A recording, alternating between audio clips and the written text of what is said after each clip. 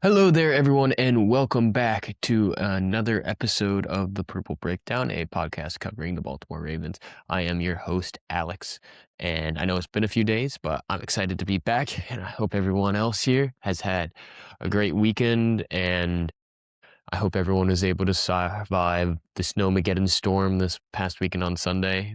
I know a lot of people got a lot of snow here. We got a little over a foot of snow, and so I know it shut down a lot of stuff, but the roads are finally getting clear.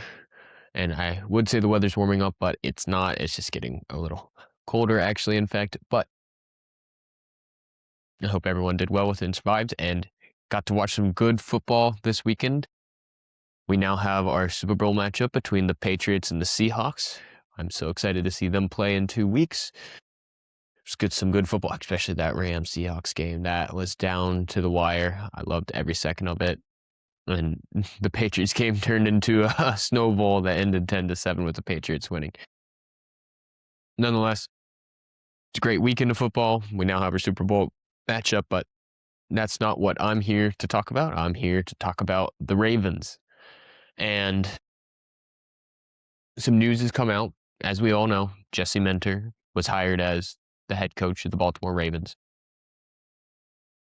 This hire has been growing on me more and more. I still really liked Brian Flores, but looking at Jesse Minter and what he can do for the Ravens, especially how he can boost the defense and his connections that are already tied to the Ravens there, which is one of the things I think he came in with a plan for the defense, but also knowing the connections he's had and being able to say, yeah, I've had connections to both Harbaughs, have connections to Mike Macdonald and been on the Ravens for some time before moving over to Michigan and then the Chargers, that he has that connection to plans and Bisciotti and DaCosta love picking people that they trust, and they trusted him because of those connections and reliability.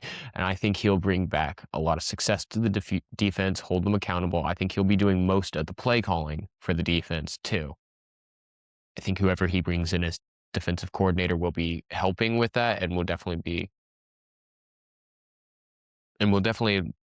help maybe call plays out a little here and there. But I think for the majority of the time, he'll be play calling the defense and will leave the offensive playing calling up to whoever is hired as OC. But I'm excited to see, especially with the offseason training, what will come up, who's brought in for both offensive coordinator and defensive coordinator and player-wise, and who's re-signed and who has to be let go. But I think he'll bring accountability back to the defense and bring a toughness and mental toughness and just bully ball style defense that the Ravens play and the execution that they've done back to the Ravens that has been missing for these past 2 years. But the Ravens need to look forward now. They have Jesse Minter, who is next up on the block, and that's looking at offensive coordinator, defensive coordinator, special teams coordinator. Special teams coordinator for the Ravens is gone. I know Todd Monken is up for debate of whether or not he will be the Browns' next head coach, and if he's not for the Browns, then more than likely he follows Harbaugh to the Giants, and Zach Orr's also gone, so house has been cleaned. Jesse Minter gets to bring in, along with DaCosta and Bisciotti, they get to bring in whoever they want and what will make this team work very well. And he has already made some hires. Some have been brought in. They brought in Mickens, Mike Mickens, who was the defensive back coach for Notre Dame, and Mickens and Minter have had time together. They were both at Cincinnati together and in other colleges, and so they have a relationship already established. But Mike Mickens, the big thing that's so notable about him, having spent 6 years with Notre Dame as a defensive back coach, is how well he's worked with secondary players back there, the secondary and the players back there, and helped develop them and make Notre Dame's defensive back, the secondary, one of the best in college football between 2023 and 2024. I mean, he's worked with Kyle Hamilton and multiple other of these guys, Xavier Watts and I believe Sauce Gardner and guys that have excelled very well. And so he has talent and he has a talent of working with very talented cornerbacks and safeties and helping them develop further. And I think coming to Baltimore, one of the big emphases I put on of if Brian Flores came was that Durante Jones should come along with, because he's that secondary guy that could help fix the secondary and solidify up the secondary, because the lack of execution and communication back there. I think Mike Mickens is going to be that. He is somebody that I think Minter had in mind from day one coming in as part of his plan, that this is somebody that can help fix that secondary. I trust him and I want him here to help fix the executions and the lack of communication that was happening there. And so I really like this pick coming along. Now, that still doesn't solve who's defensive coordinator and offensive coordinator. And when looking at it, there's people on the block for defensive coordinator of who could be brought in. As of right now, I believe Joe Cullen is the only one. He has been requested to have an interview with the Ravens, and I believe he is the only one as of right now for defensive coordinator position. He has a history with Baltimore. He was the D-line coach from 2016 to 2020. And again, I think defensive coordinator will still be really important, but I think Minter will take a lot larger step up there and how the defense is run, and the defense is mostly going to run through him. So he's looking for a defensive coordinator that, has lots of experience, can help plug gaps that he may not be able to see as well. But I don't think it'll take as primary a role, especially since he'll have more of his hands in that. And Joe Cullen is good.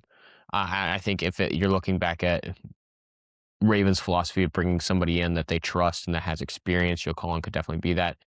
I think Drew Wilkins, the Rams pass rush coordinator, could also be a good thought, because I was thinking if you have brought in Mike to help with the secondary and fix that up, you have somebody that's going to help with the secondary, but what's been lacking this past year is the pass rush, and you need to figure out a way to fix the pass rush. And yes, is the players who are not present there hurting it, specifically Madubuike, and that hurts not having him on the D-line because other people then get more attention.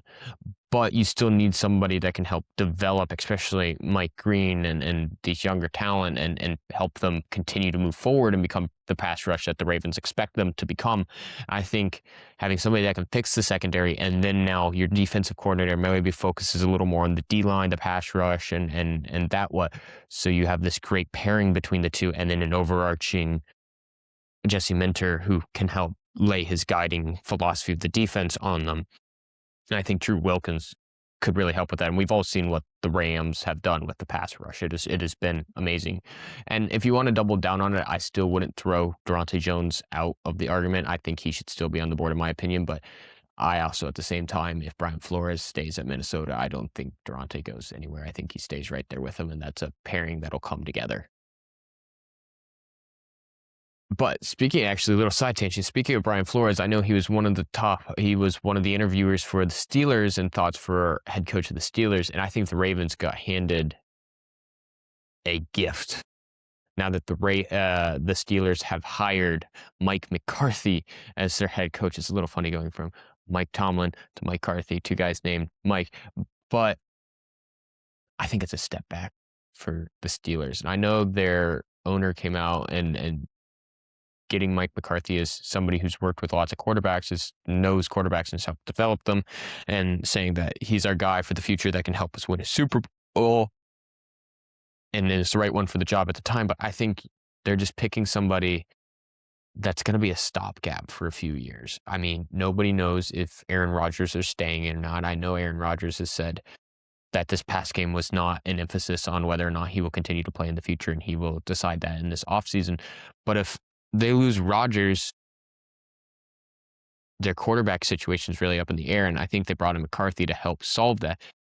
But there's more gaps on that offense than just quarterback. I mean, DK Metcalf was their number one leading receiver, and they need more receivers because if DK's out, they really don't have too much depth there anymore. Lasting tight ends, they did well, and running back did well, but there's massive holes, and I don't think McCarthy is a head coaching hire that you make to go win Super Bowls. I think it's one that's just a thought of, well, maybe we go 50-50 again.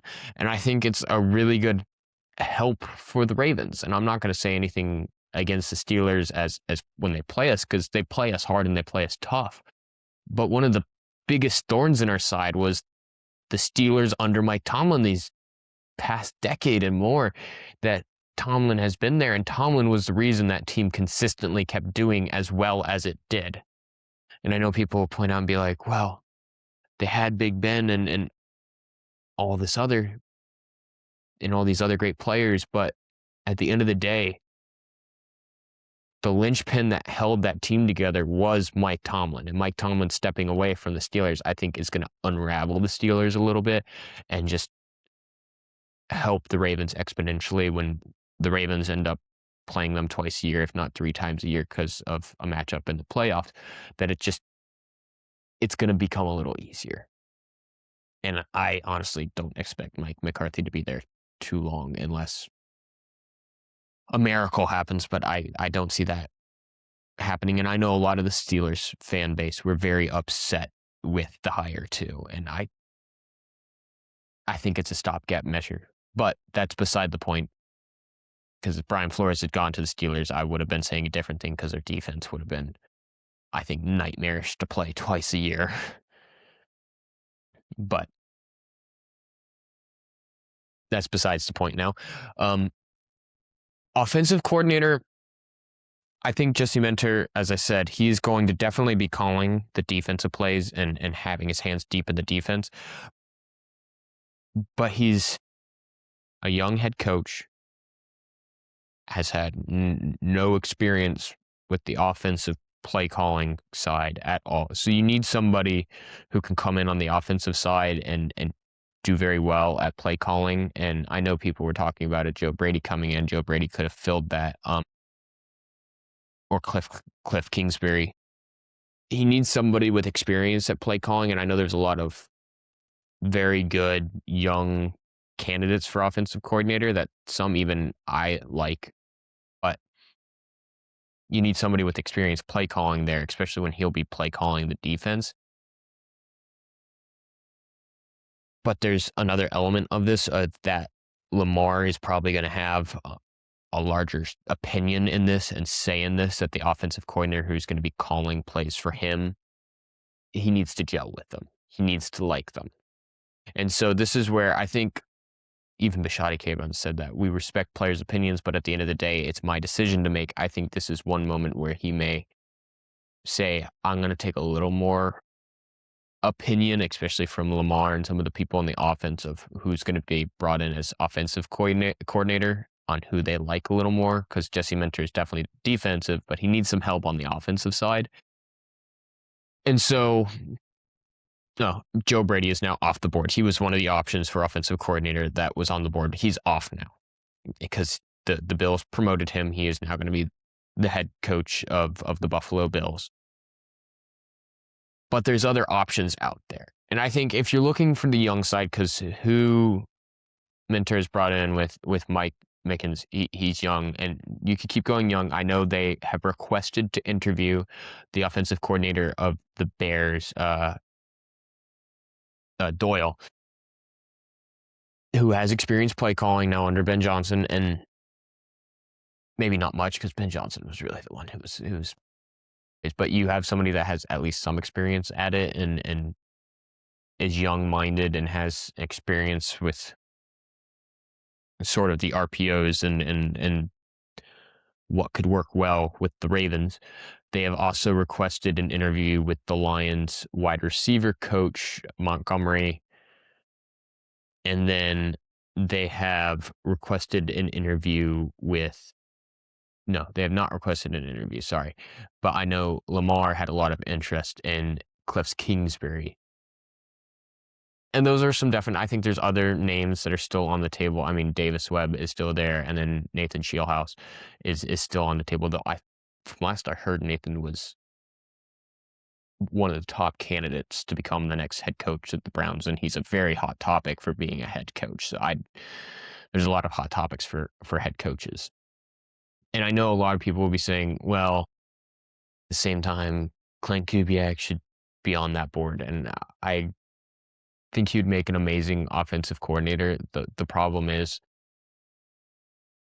I don't think he leaves the Seahawks, especially if they win a Super Bowl. He's going to stay there under Mike McDonald, and they're going to extend him just to even solidify it more of like, hey, we are giving him an extra year or two on the contract. He is staying here. The only way he leaves is if he gets a promotion and becomes a head coach. And when looking at this, I think my top two options right now, even though I don't like Cliff Kingsbury as much, he's had experiences with offenses that run like what the Ravens have. He would be one of my top two. I think Doyle would also be my 1-2 punch right there because they have the experience, and I think Lamar would really like Cliff Kingsbury. But we need somebody with experience with play calling that's going to know how to call the plays and how to keep the offense progressing, because Minter's not going to be as deep into that. I think one other thing that could be looking at is he could definitely bring people over from the Chargers too. That he has a lot of connections there with the Chargers and even Michigan in colleges, of that he could be going down to the college level and saying, hey, I want somebody from the college level to come be a coach for me, and or even from the Chargers, and bring somebody along with him that he has connections with, and one that he could bring along with connections for offensive coordinator who has experience with play calling too would be Marcus Brady. Now, I know everyone hears Marcus Brady and they all know how it went with him at the Colts, but he has experience working with star quarterbacks too. He's worked with Andrew Luck and Jalen Hurts, and so he has experience with top-level quarterback talent too, and experience play calling. This is where I may not, on the offensive coordinator side, I may not go as young. I may look for somebody who has a lot more experience, and if you're going this way, I think Cliff Kingsbury is probably the number one target right now for most people on their boards, even if most people may not like him as much, especially with his time on the Cardinals and what has happened this past season at the Commanders. But if you look, his first year at the Commanders, he led an offense that was averaging over 28 points a game and doing amazing, and running that with a quarterback that runs similarly to Lamar Jackson with Jaden Daniels. So that's where it stands right now, in my opinion. And I know this has been a shorter episode, but I got other things I got to do, unfortunately. And I hope everyone has had a great weekend. Going forward, I'm going to keep updates on the offensive coordinator and defensive coordinator sides of the ball, and what the hiring process is looking like there. Hopefully soon here we'll get some more news on special teams and other coaches that will be getting hired and brought in. And I'm also going to be going a little further. I think either this week or next week I'll do a first mock draft where I'll record a mock draft and what I believe the Ravens should be looking at each of their draft picks. I thank you all for listening in. If this is your first time here, thanks for joining in. If you are not subscribed already, please subscribe, like the video, leave comments. I love talking with all of you. It makes my day. I love the interaction. If you're on Spotify, leave a review, follow the podcast, share it with other people. It's how this grows. Thank you so much for listening in, and I can't wait to talk with everyone next time. Have a great day.